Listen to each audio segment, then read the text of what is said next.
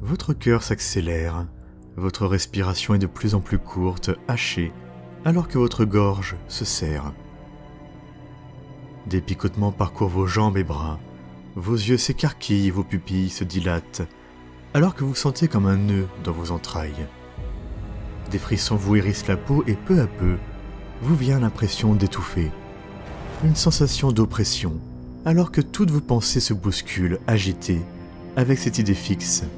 Ici et maintenant, vous allez mourir. Ce que vous ressentez s'appelle la peur. L'une des principales émotions et une parmi les plus influentes chez l'espèce humaine. Si à l'instar des autres émotions, celle-ci ne dure que quelques instants, elle peut toutefois laisser son empreinte longtemps après son passage, s'ancrant dans les tréfonds de votre psyché, modifiant en profondeur vos comportements, pensées et visions des choses. Il s'agit là d'un mécanisme naturel. Après tout, la peur vient nous protéger de tout ce qui, effectivement, est un danger pour notre propre survie. Bien que ces ramifications puissent aller dans tous les sens et toucher des domaines où, au premier abord, aucune notion de survie n'est en jeu, la peur reste un outil de notre cerveau recherchant tout ce qui, à ses yeux, peut représenter un danger. La peur protège, la peur contrôle, la peur maintient le statu quo. Ainsi, au sein du 42e millénaire, la peur est partout. Elle donne vie aux plus vils démons dans les tréfonds du Warp. Elle maintient l'ordre au sein des milliards d'individus composant l'impérium de l'humanité. Elle sert d'étendard de vertu à ceux clamant ne pas la connaître. Elle rampe dans les esprits de ceux qui savent ce qui les attend après leur mort. Elle fragilise les esprits idéalistes. Tout à chacun pense être celui instillant la peur dans le cœur de ses ennemis. Nombreux sont ceux pensant être les maîtres de cette émotion, l'utilisant à bon escient dans la poursuite de leur objectif. Mais tous ces êtres ne sont que de simples enfants, jouant avec une émotion qu'ils pensent, à tort, maîtriser. Dans la galaxie, il y en a qui incarnent la peur. Plus qu'un outil, la peur est leur art de vivre, une philosophie, une manière d'être à l'univers et à soi-même. Ces guerriers mythologiques usèrent jadis de la peur comme d'un instrument pour conquérir les étoiles. Aujourd'hui, elle est devenue le sens même de leur existence, le rouage mettant en mouvement leur moindre action, une fin en soi. Ils sont l'obscurité qui vient éclipser la lumière. Ils sont la terreur qui serpente le long de votre échine. Ils sont la source de tant d'hurlements résonnant dans le vide de l'univers. Ils sont le croque-mitaine, le monstre caché sous le lit, l'ombre se détachant des ténèbres. Ils sont les Night Lords.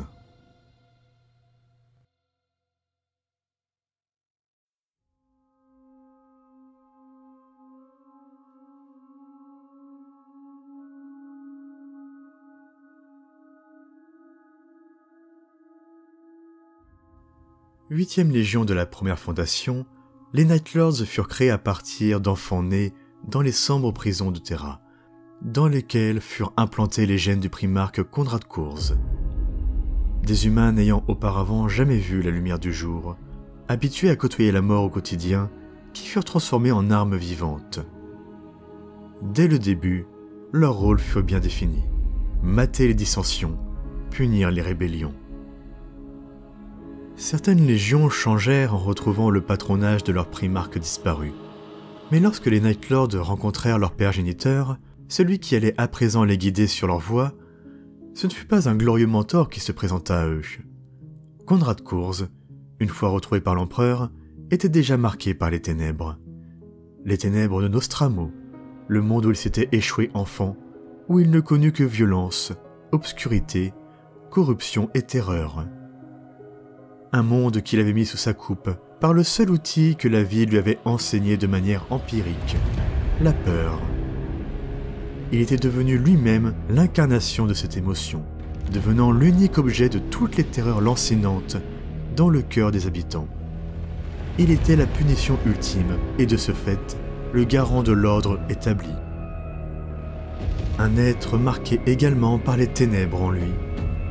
Dès son plus jeune âge, il fut hanté par de sombres visions de l'avenir, des visions de guerre, de destruction, d'assassinat et d'horreur.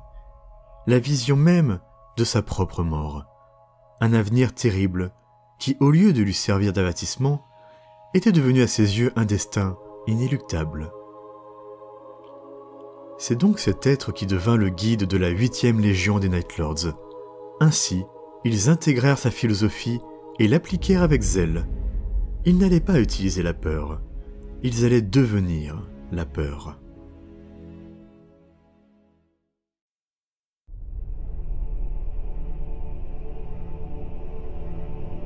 Prenons le célèbre dilemme de la voie ferrée, dans sa forme la plus simple. Sur 2 voies ferrées distinctes sont attachées respectivement 1 et 10 personnes, inconnues de vous, dans l'impossibilité de s'échapper alors qu'un train se dirige vers eux.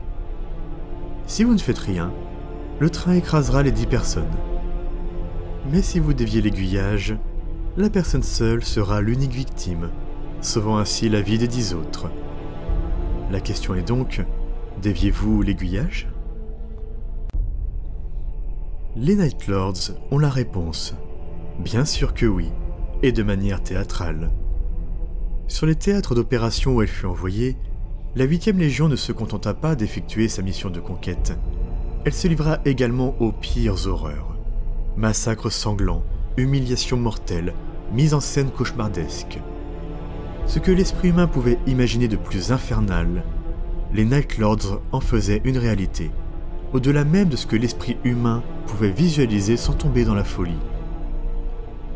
Des paysages rouge sang recouverts de peau dépecée, des armures décorées de marques macabres et de restes d'ennemis mutilés, des montagnes de cadavres montés en de grotesques sculptures artistiques, tout ceci n'avait rien à envier à ce dont étaient capables les démons du chaos. Pourtant, au commencement, ces actes monstrueux avaient un objectif très clair. Prenons l'exemple d'une légion comme les Dark Angels. À l'époque de la Grande Croisade, lorsqu'il leur était demandé de conquérir un monde refusant la vérité impériale, les Dark Angels plongeaient sur celui-ci tels des géants vengeurs, apportant la destruction totale, annihilant tout désir de révolte ou de simple refus d'obtempérer par la mort. Des mondes entiers ravagés, en réponse à un simple refus de rejoindre l'Imperium.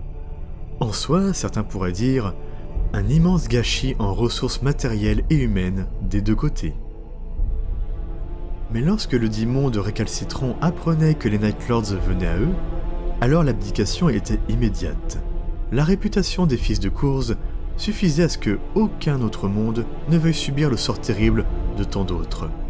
Si cela ne suffisait pas, quelques nouvelles démonstrations théâtrales et ciblées suffisaient à ce que tout être sensé, pris de terreur, accepte la vérité impériale.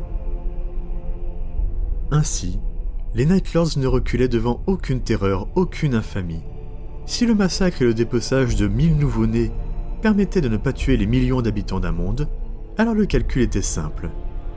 Ils endossaient pleinement leur rôle, devenant la punition impériale la plus terrible. De cette manière, ils maintenaient l'ordre et poursuivaient leur conquête de la galaxie, au nom de leur père génétique et au nom de l'empereur.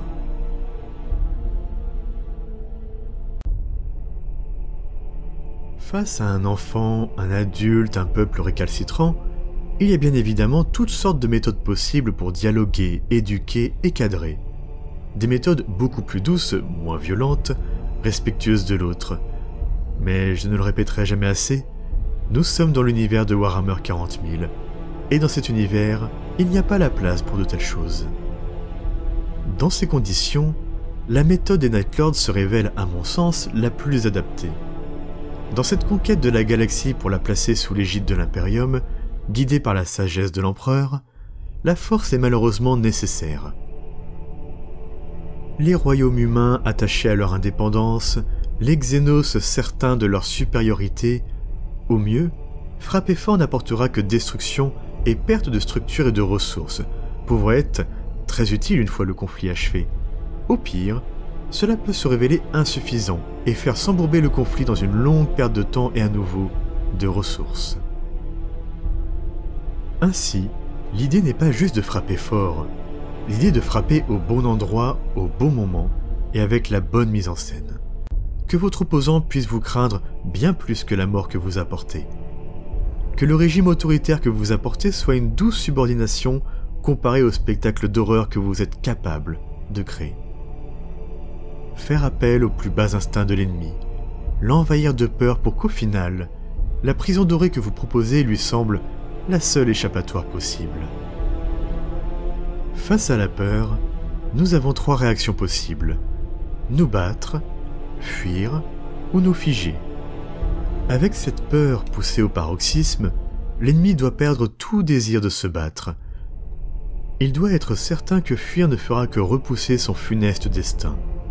Il doit alors rester figé et n'avoir plus d'autre échappatoire qu'accepter la vérité impériale ou de servir d'horrible exemple pour les prochains. Endosser un tel rôle de méchant, de monstre, d'être diabolique est un fardeau des plus lourds. Mais les Space Marines ont été créés pour être cela, des outils capables d'endurer ce que de simples humains ne pourraient supporter. Du moins, initialement, les choses dérivèrent bien vite.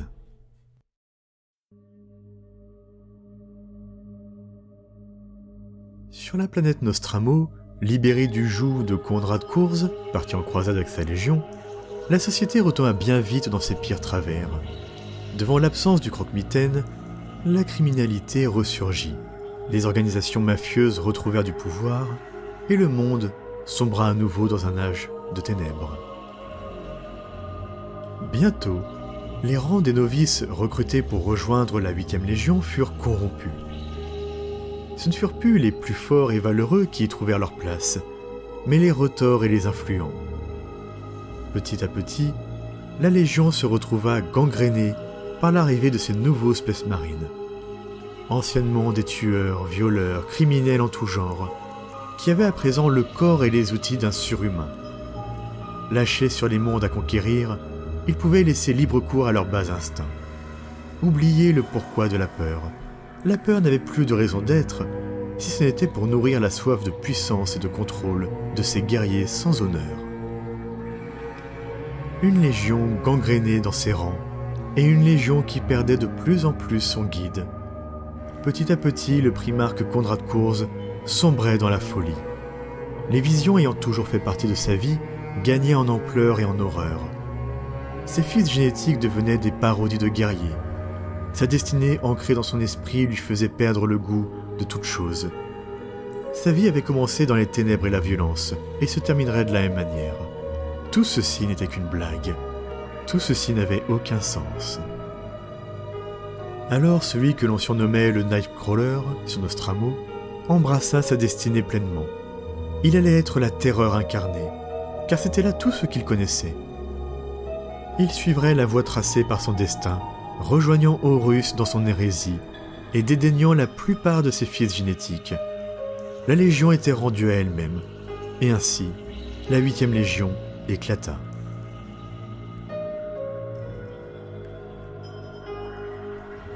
Après la mort de Konrad Kurz et la fin de l'hérésie d'Horus, les Nightlords se dispersèrent en de multiples bandes. Demeurant des êtres pleins d'orgueil et dénués de tout sens moral et de tout grand plan, ils rejetèrent tout autant l'Imperium et les dieux du chaos, chacun aussi corrompu à sa manière. Sans guide, sans but, ils firent la seule chose qu'ils pouvaient faire. Continuer d'exister, massacrer, piller, répandre la terreur. Certains y trouvaient une forme de satisfaction, mais la plupart n'agissaient que par une forme de dépit réprimé.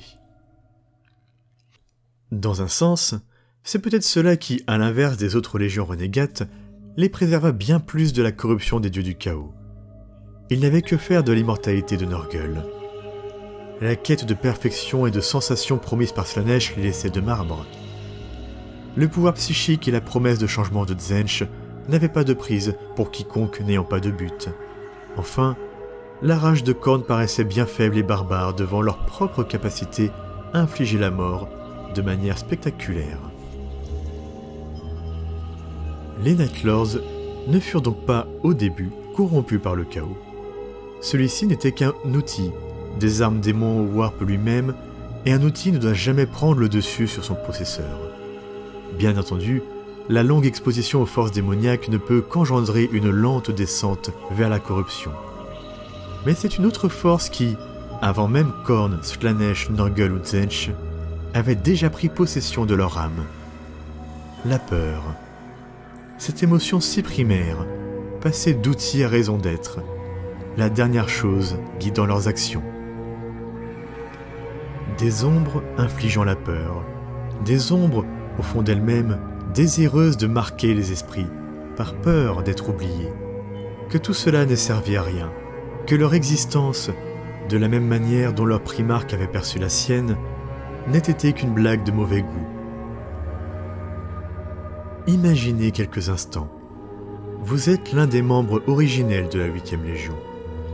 Par les errements au sein de la dimension du Warp, le temps s'est déformé pour vous. Des millénaires sont passés, et seulement quelques siècles ont marqué votre corps. Vous avez côtoyé votre père génétique, adhéré à sa vision des choses, et vous êtes engagé pleinement dans votre mission. Vous avez vu le primarque sombrer dans la folie. Vous avez vu la déchéance des vôtres. Aujourd'hui, au sein de votre bande, vous n'êtes entouré que de criminels cachés sous les puissants et mythiques traits d'espèces marines. Vous commencez même à sentir la corruption gagner plusieurs des vôtres. Une exposition aussi longue et forte au Warp ne pouvait vous laisser tous indemnes. Certains se laissent à la merci des entités démoniaques, d'autres résistent. Beaucoup ignorent leur propre gangrène. Et vous pillez, vous tuez, vous dépecez, vous insufflez la peur dans tous les malheureux croisant votre route. Souvent, vous vous souvenez, l'époque de la Grande Croisade, lorsque vous aviez un but. Pourquoi continuez-vous? Car vous ne connaissez que ça, la guerre, la peur. Il est dit que les espèces marines ne connaissent pas la peur. Vous riez de cet état de fait. Ce n'est qu'un défi à remporter. Personne n'est immunisé à la peur. Tout être vivant peut la ressentir et la ressentira sous vos mains. Vous le savez car au plus profond de vous, derrière de nombreux murs mentaux, ensevelis sous une impénétrable masse de déni, la peur est présente. La peur de n'être rien. La peur d'être une caricature, une blague. La peur qu'on oublie votre nom. Le nom de la terrible légion des Night Lords. La surprise est une lame sans substance, une épée inutile à la guerre. Elle se brise lorsque les troupes se rallient. Elle vous trahit lorsque les commandants tiennent bon leur ligne. Mais la peur, elle, ne faillit jamais. La peur est une lame qui s'aiguise au fur et à mesure qu'on s'en sert.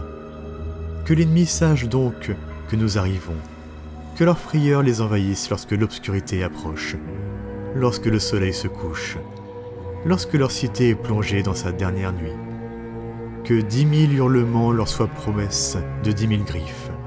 Les Night Lords arrivent, et toute âme qui se tiendra devant nous ne reverra plus jamais l'aube.